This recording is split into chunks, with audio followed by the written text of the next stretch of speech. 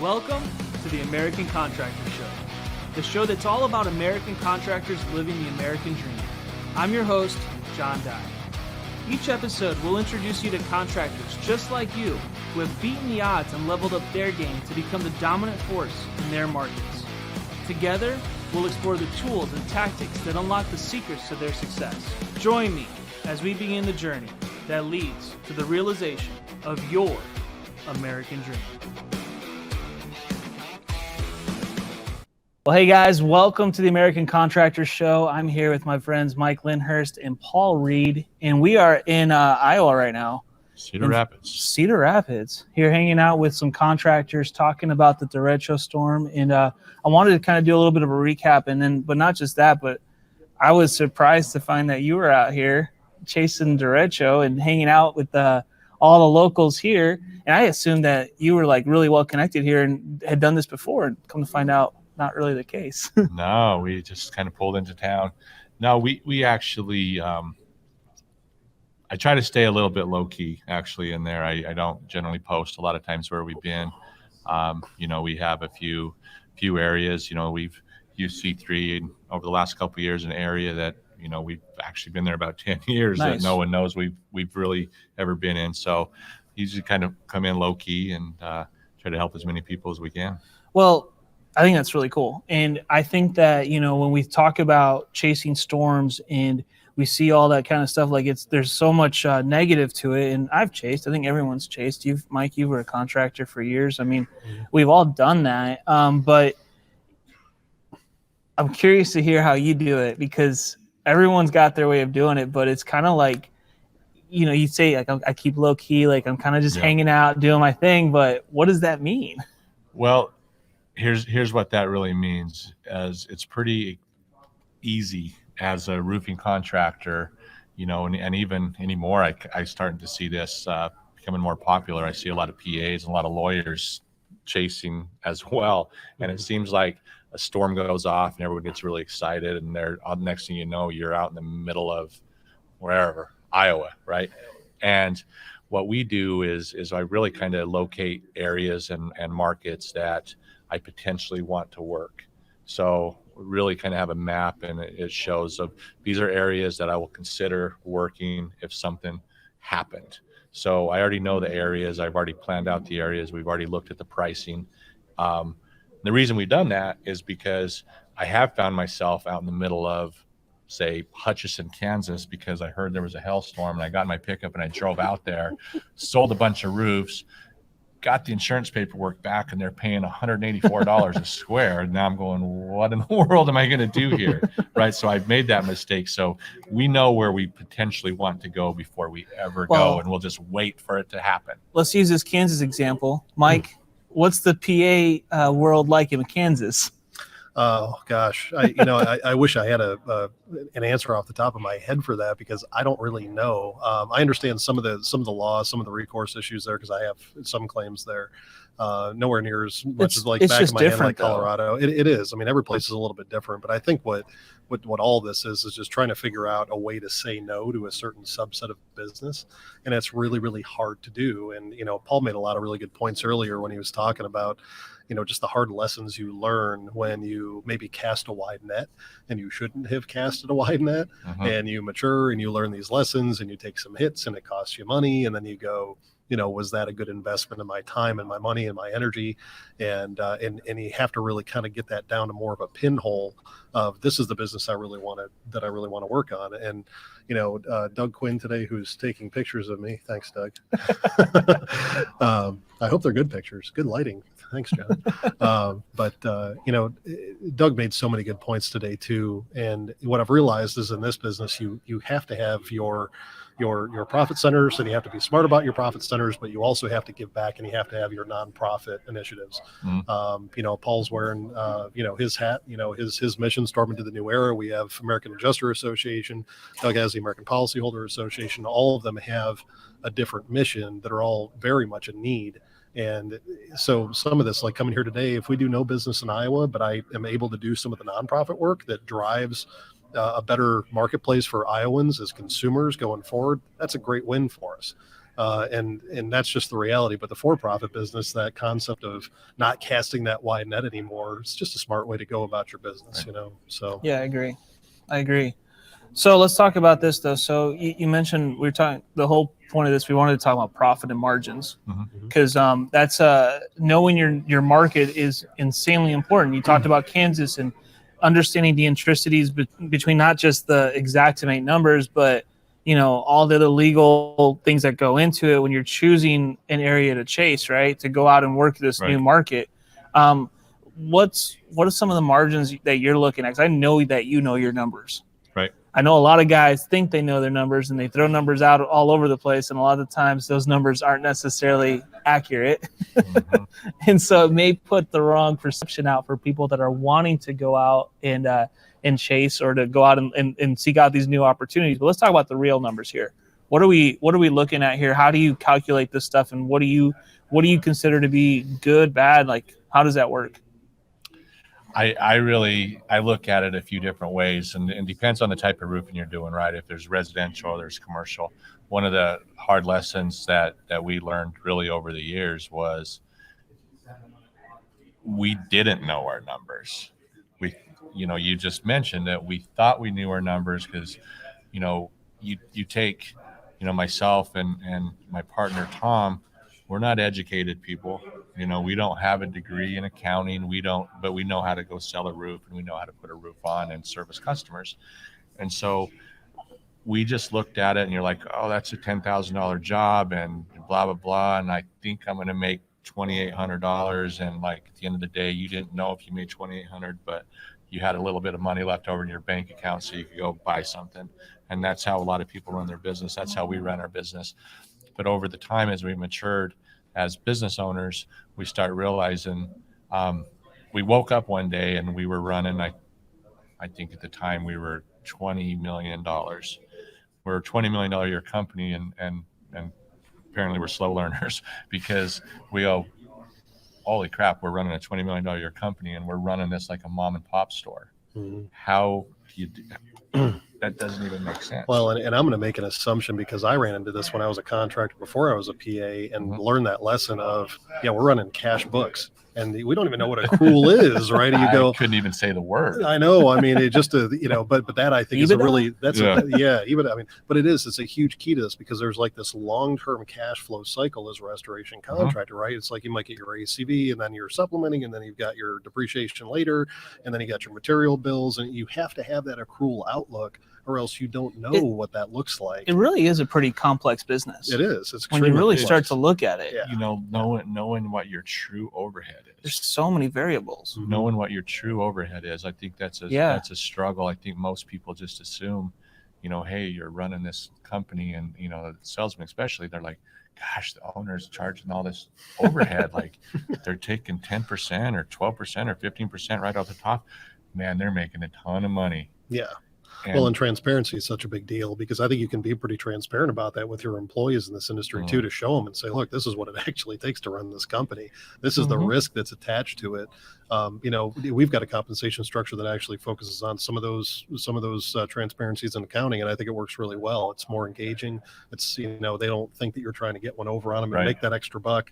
That's worked well for our company as well. But just that you probably woke up that day and you're like, we got to have accrual books. That'd be great if we could actually see down the road, and that's what that is. No, when we switched over and started to run that, but to really identify, what margin do we need to be at and all that, we had to go to the accrual.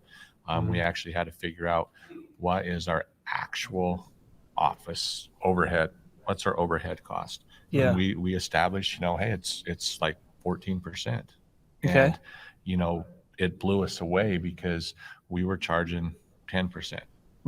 Because it's a standard. I seen that on Facebook. Everybody charges 10%. That's what you're supposed to do. Isn't that what the insurance company told us to charge? Right. Everything I've ever learned, I learned on Facebook. Right. So we're going, holy crap! Like right off the top, we're losing 4%, and we never want to make any money. Like it's in our business model. We're not trying to make money on the overhead. We don't. So we want to be at that margin. So number one, establishing where that actual hard cost is, and then we go from there. And at the end of the year, we start looking at, I don't get really hung up on, because I get really frustrated. I don't get hung up on the revenue, the margin on each particular job. And here's why. I see on Facebook, again, I learned this on Facebook, that the national average for roofing companies is about 48% margin. Wow.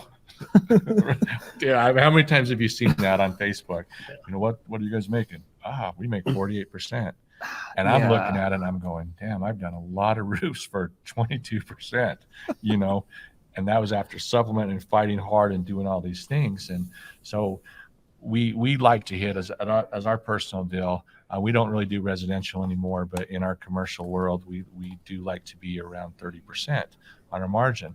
But that's on an insurance job. You could generally be on these larger jobs. That's kind of where it is. In our market in Denver, Colorado Springs is less than that. We're probably at about a 26% there. Iowa should be around a 30. If we start going into retail jobs and cash bid jobs on commercial, it gets super competitive. And a lot of those jobs, the margins down there, when you're going up against Centimark or corporations like that, you're around 12 to 15% margin.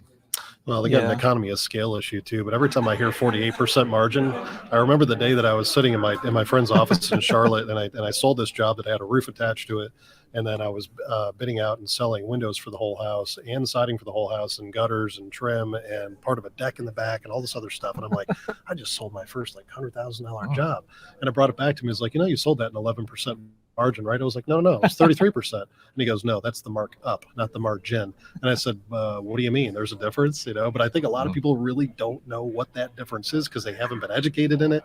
And so to operate at a 25 or 30% margin is a much more substantial mark up. And, but when people bid, if they're not educated on how to, really calculate those percentages and what that difference is, you can really trip yourself up. And the bigger the roofs that you do, that definitely a learning experience for us. We start working on these larger jobs. I mean, we transitioned, from 5 years ago to, where we were 85% commercial into residential. And man, that was a hard lesson. Let's be real, like most company owners are really good sales reps that became business owners now today, right? At what point, I mean, you have a CFO, I'm sure. I'm sure you guys have a CFO. We have a CFO. At what point do you think that you got to go out and find a good money, good numbers person to work in your business, or even hire out a CFO, like third party? Like, when do you need to make that move? Yeah, we're actually right in the middle of that right now. We're actually hiring a fractional CFO as we speak. You can do that. Well, I mean, our books are infinitely less complicated. Just for those of you guys don't know what that is, what is a fractional CFO? Well, they're basically part-time. I mean, they're really, really high-level qualifications. Somebody that typically makes $300,000 a year is a high-level CFO with a graduate degree, maybe even a PhD in accounting, and but you're hiring them a day or two a week, so you're not paying them $300,000 a year, but it's just enough where they can translate a lot of the high level numbers down to your bookkeeping services and that kind of stuff. So different function than a bookkeeper, obviously, but that's all we've ever operated on because our books are way less complicated as a PA than a roofer, way less complicated. We have a CFO on there. We started out as well with the fractional CFO. And it was needed. And I really, in hindsight, we didn't get one until we were around, say, 20 million. I personally think that if you're running a $5 million a year company, that you should probably have a fractional CFO. I really do. I mean, I can't remember the actual numbers, but there's a small percentage of 1% of all companies in America do over $1 million a year. Like you're in the 1% just doing $1 million a year. And you're treating that as a mom and pop business. And you're doing 5 million or 8 million. That's a lot of money. That's a lot of money. Yeah, it's a ton of money. And we're roofers. Most of us don't have the education. I mean, if I didn't have a calculator on my phone, I couldn't do math. And I'm supposed to run an $8 million a year company or a $10 million. How does that even work? You think about that. I mean, yeah, you're right. Most roofing companies they're growing so fast. I mean, I talked to I had a guy in my office this week. He's going to do 10 million in his second year. Okay. I got another friend of mine. He's on his 9th truck. He's in his first year of business right now. Right now. Yeah. How Okay. get a life coach. I believe it.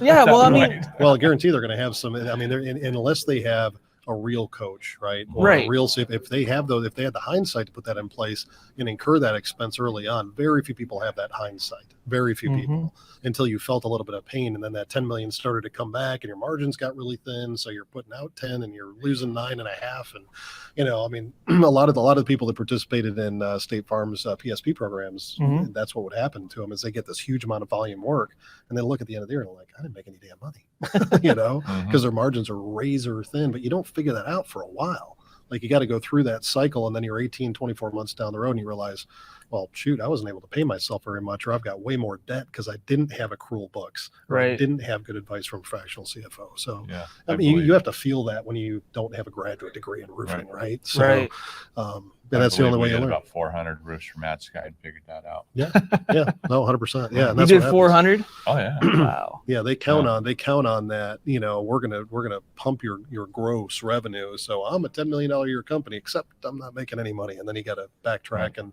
really figure out philosophically what you want to do. And I think that's how it comes full circle.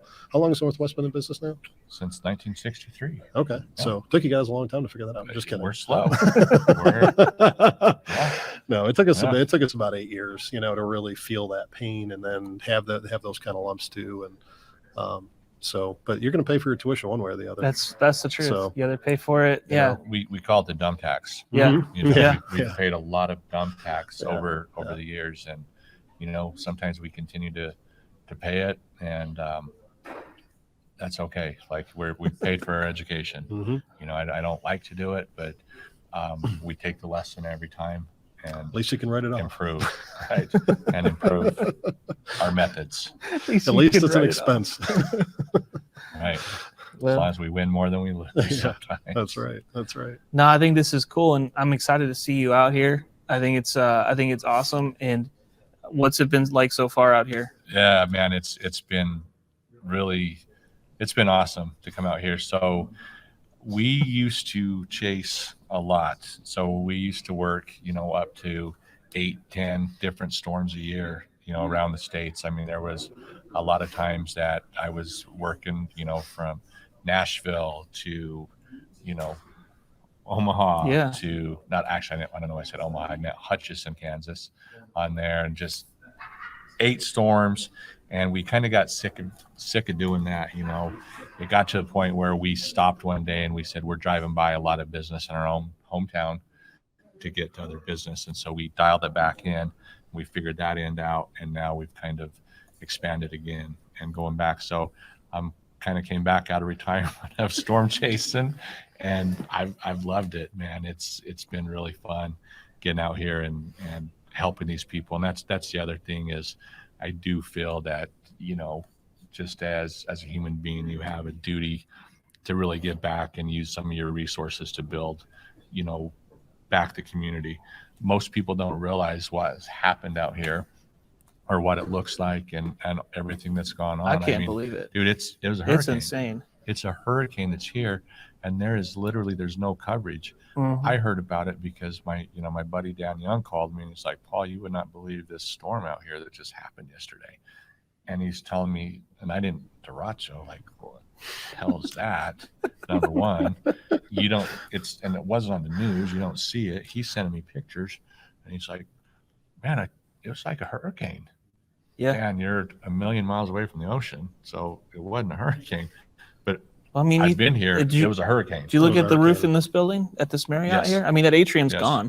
Yeah. I mean, that whole glass atrium is completely gone. It looks exactly like, the scaffolding. Not exactly, but pretty darn close to when I first went down to Hurricane Irma, and I went down to Marco Island in Naples. Oh, yeah. And there was just debris as tall as the ceiling down every single street. And it wasn't quite that bad, but the wind speeds were pretty intense. But I didn't realize how bad it was until you watched that time-lapse video that was on that doorbell, the Ring doorbell. Yeah.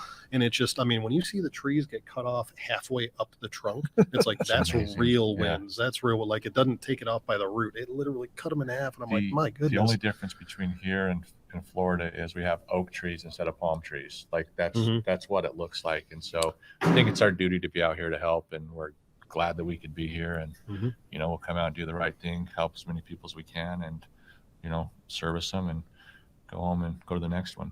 I agree, man. And this was an awesome event. Mike, thank you for making this happen. Paul, you coming out here and helping us out, because the stuff that you guys shared today, you're not going to find that at any like conference. Like, this is the real deal, like boots on the ground. This is what's really happening right now. Yeah, we really appreciate that, man. I mean, you providing that audience or that platform to be able to take in some of the stuff. The best thing we can do is provide information to people, and if it helps everybody, that's the goal. Well, I agree. It's so totally important to be out here and get the real message and real story and kind of really what's going on, because it's easy to get up in front of everybody and say how great you are and everything's awesome and blah blah blah, but like these events and what you guys do and C3 as we come out, and here's the real information. Yeah. Here's really what's going on, and there's no hoopla around this. Like, this is the real deal.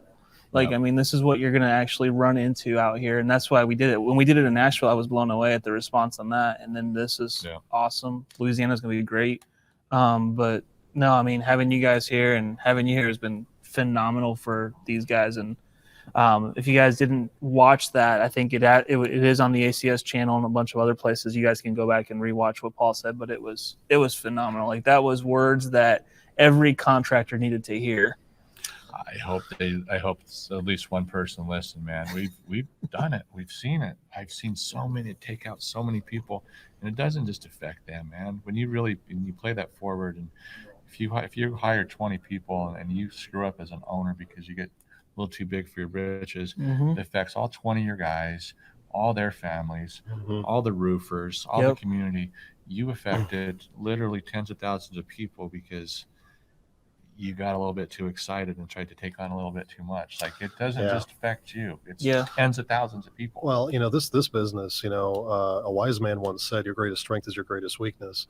And in this industry, the greatest strength of this industry, the financial opportunities, the fact that you have this massive opportunity, right? You have a $10 billion storm that comes through. You're like, I'd like to go get $1 billion of that. Yeah. But if you can't service that, that's going to blow up in your face. So it turns into your greatest weakness. And the hardest thing in the world to do is to kind of get that, down to, this is what I'm going to work on. This is what I know I can affect. And Paul, I mean, it takes a lot of humility to admit that you've done that before, and that it blew up in your face. And to your words, to God's ears, it was, what did you say? Leaving bodies in the road when you're done, right? Or and that's what it is. I mean, you want to have a company that retains people. You want to be able to provide value to your clients so they remember you, so they become raving fans of your company. And you can't do that if you cast that wide net and then you screw up your quality control. But that turns into a weakness if you don't manage that the right way. And that was just a really great way to frame that.